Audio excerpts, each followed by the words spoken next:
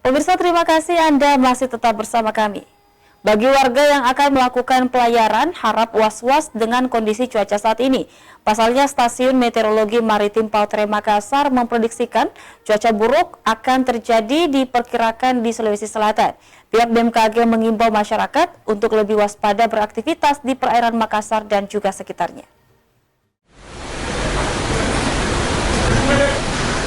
Badan Meteorologi, Klimatologi, dan Geofisika atau BMKG Wilayah Maritim Pautere mengimbau masyarakat Sulawesi Selatan, khususnya Kota Makassar, untuk tetap waspada cuaca yang akan terjadi, khususnya di perairan Sulawesi Selatan.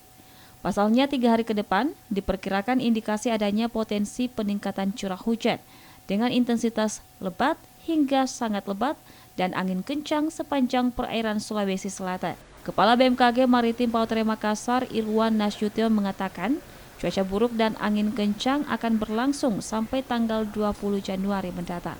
Untuk cuaca 3 hari ke depan, untuk daerah Sulawesi Selatan akan terjadi hujan. Itu terjadi yang sekarang sampai